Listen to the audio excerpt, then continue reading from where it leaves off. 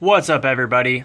Bilbo here. This is part 3 of the 4-part series on how to build mob spawner farms. This video is going to cover how to light the farms in a way that they turn off using levers.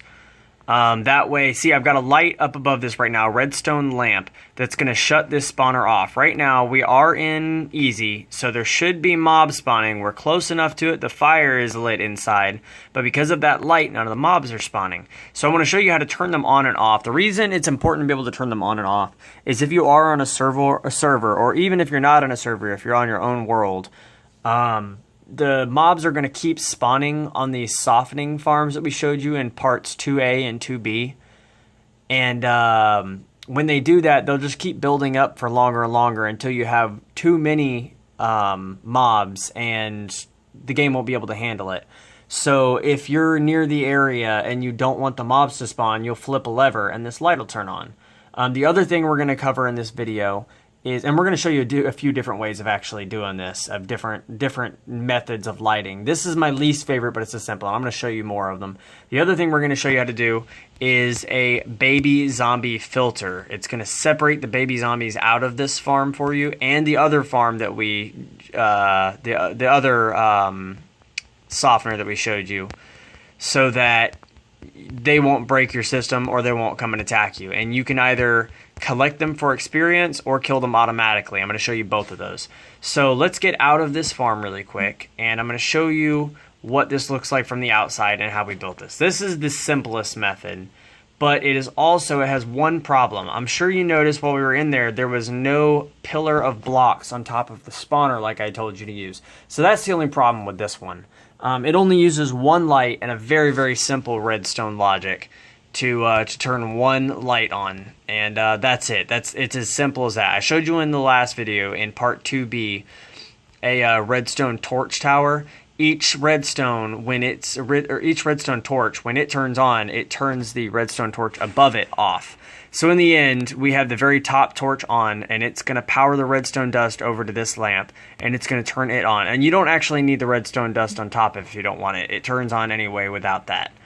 And when we turn this off, you'll see that the light turns off, and in just a second, if we drop down here, we should see, yep, zombies are already starting to pour out of it.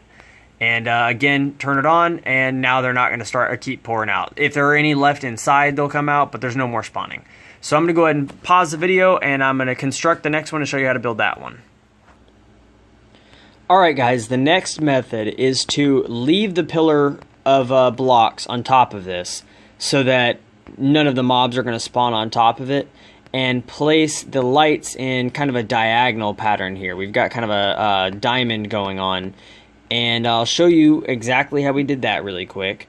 If we're gonna get up here, and it works pretty much identically to the other method, except for that now you have to split the redstone off and power each of the lamps. Alternatively, you could also surround the entire pillar in blocks if you like the way that looks, like this. I'll put one more right there, or you could go this way with it. And so as you can see, it works exactly the same way. When we pull that lever down there, these lights are going to turn off, the farm is going to activate, and that's it. When you flip the lever the other way, the lights are going to turn off, and the spawner will keep working. So the last thing that we're going to show you, actually, you know, I didn't even surround it completely. You'd put another redstone lamp right there, and another one right there, and let's go ahead and finish that redstone dust up, and boom, there we go. So now from the inside, you'd have a square of redstone going around the pillar. And a cool trick, another thing you can do with this, you can add on to this, that's going to help you get you out down here, if you can't see inside to the spawner, is to put a light down here somewhere that you can see when the let's do it right there. You can see when the lights are on upstairs, and I actually do it in the reverse way. I do it when the spawner is on. I'm gonna place that iron block back. When the spawner is on, the light is on, and when the spawner is off, the light is off. So right now it's not spawning, so the light is off. When I flip this on, now the spawner is off, or is on, So we do have mobs spawning. When we drop down here, we see mobs pouring out. And then we're going to flip the lever off, go back down here, and then we may get a couple more that are inside the system, but there's no mobs coming out. So this light is off. These lights up here are on. So the last method we're going to use, I'm going to show you here in just a second. Alright guys, the last method for lighting that we're using here is one light on all four walls, centered in the middle of the wall, lined up with the spawners, if that makes sense. If you look, they're all centralized. So this one takes a little bit more resources, obviously. It also takes more redstone. It's my favorite just for appearance wise, but the lighting on top, the 4 blocks on top, is more practical and takes fewer resources. If you do decide to do this one, the way it's going to work is you're going to wrap a line of blocks around it. Let's get to where I started, which is over on this side over here. And the first block of the line, or wherever you're taking your signal from, is going to go right there on top or on the back of the first block that you're taking it from. Then you're going to place the lever anywhere. It doesn't have to be on this block. I mean, the other thing we could do here is take a torch tower, like I showed you guys before, leading up to it. And let's put a lever on there. When you flip the lever, now it flips the signals. But we don't need it to do that right now. So we're going to go ahead and turn the lever on, and you'll see the redstone goes around. The one thing to note about this is you're going to have to use repeaters since you go all the way around. If you look, if I break this and put a redstone dust there, the signal doesn't travel. The signal from any redstone source gets weaker and weaker the farther away you get from the source. And that block right there that I'm punching out, that's the one where it's not strong enough to continue taking a signal. So we're going to put a repeater down right there, which just extends the redstone pulse. And we take it all the way around, and it's going to touch on each one of these lights right in the center. I think in this case it's that one. Yep, right there. So yeah, you're going to take it all the way around, and it'll power all the lights. And when you flip the lever, it's going to it turns all the lights on right now as it's doing, and there's no mob spawning. When I flip this lever, now when we go down underneath it, we should see mobs start pouring out here in a second. Let's see, I don't see anybody. There they are. Yep, here they come. Alright, so I'm going to go ahead and move on now, guys, to the baby zombie filter. Alright guys, the next thing I'm going to show you is how to build the baby zombie filter. We've got 2 different kinds to go through. One of them is going to kill them automatically and not give you any experience. And the other one is going to give you experience, but sometimes it results in the baby zombies having more health than the adult zombies. So the way that you're going to do this is I'm going to go ahead and place another block here. That's going to be removed in a second. We're going to punch this block out. This is at the very bottom of the water elevator here. Punch that block out there at the bottom of the water elevator and put an upside down half slab there. We're putting it on the lower half of the block that we placed there. So this is the hole right underneath the water elevator. So now what's going to happen is the baby zombies are going to fall down half of a block as soon. Here comes one now so that you can see what happens. He's falling down half of a block. But now he's slowing down production, so we need to go ahead and get this guy out of the way and kill him. He's not letting any adult zombies in. So I'm going to punch this block right behind him out, and he should get pushed off the edge here in a second. If he doesn't, yeah, he got pushed off the edge.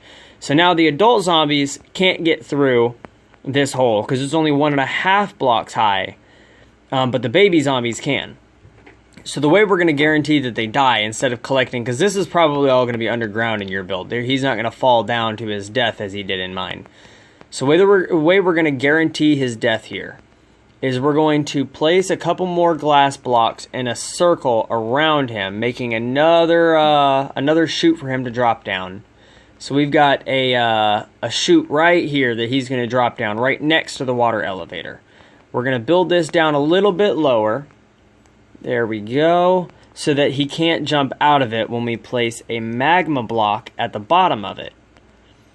So that's high enough. 1.5 blocks high is too high for any mobs other than horses to jump.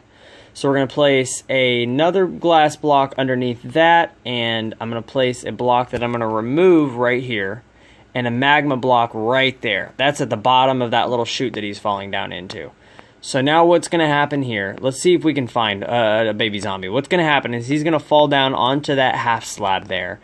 And as the adult zombies come through, they're going to push him down onto that magma block. So I'm going to go ahead and pause the video for you guys, and I'm going to wait here until I find a baby zombie, and you'll see what happens. Alright guys, we've got our victim here. We've got a baby zombie that just got pushed through the system. So he's sitting on the half slab there now. And he's going to sit there for a minute until a adult zombie comes along and pushes him, or he jumps off on his own. That happens sometimes too. And he's just going to bounce on those magma blocks, and as you can see, he can't get out. He's trying whenever he jumps, but it's 1.5 blocks high, so he can't jump out. So he's just going to sit there on the magma block until he dies. So we're going to leave him alone now. Now you see that he is sitting on that magma block. He's not taking damage right now. I'm not sure why that is, but he should be. He will take damage. He's going to take it until he dies. And we're not going to have to worry about him anymore. He's gonna die out of the system, and he's not going to mess anything up anymore. So I'm going to go ahead and show you guys the other system now that is going to give you the opportunity to acquire their experience. Alright guys, the last thing I'm going to show you in this video is the alternative baby zombie filter that's going to work. It's a much easier to build than the previous filter, but it isn't as efficient for 2 reasons. One is that it's leaving baby zombies in the system all the way up until the very end, and baby zombies tend to slow everything down because they get in the way of the adult zombies and all of the air pockets, and they don't let the zombies through. Or the other reason it's not going to work as well is that the baby zombies are going to hop on the shoulders of the adult zombies, and they're going to ride all the way through the system, and when the adult zombie falls down, he's going to take damage when he hits the hopper, but the baby zombie isn't, so he's going to have full health. But just in case you don't feel like building the other filter that I showed you, all you're going to do for this one is throw a half slab right there, and that's it. It is as simple as that. Now you don't have a 1 block hole at the bottom for them to get through. You have a half of a hole, just a half a block high, and the baby zombies are a full block tall. So when a baby zombie does make it to the bottom now, even though he slowed the system down all the way through, or he took no damage in the fall, he's at least not going to be able to attack you, and you're still going to be able to get his experience. And you don't have to build that other magma block filter that I showed you at the bottom. So I hope you guys enjoyed this video. We went through a lot of different things today. This video went on a little bit longer than I planned on it doing. But we went through the lighting and using a lever and redstone lights to turn the farms on and off so that you don't slow down your realm or your world. And the other thing we talked about is 2 different versions of the baby zombie filter. Either one that kills it automatically and you don't get any experience, but it keeps the rates going quickly, and the alternative where you do get the experience from the baby zombie, but he slows the system down. So if you like this video, please leave a like. If you have any questions or would like to leave an answer to any of the problems that I discussed in the video today, or you think there's a better way of handling any of these things, then leave it in the comment section. And if you want to see the last video in this 4-part series, then let's go ahead and subscribe to my channel. Or if you want to see any more videos like this, I put out farming videos, AFK videos, redstone videos, and just general build videos pretty regularly. Yeah, subscribe to my channel. Again, my name is Bilbo. Thank you so much, you guys, for watching, and have a wonderful day.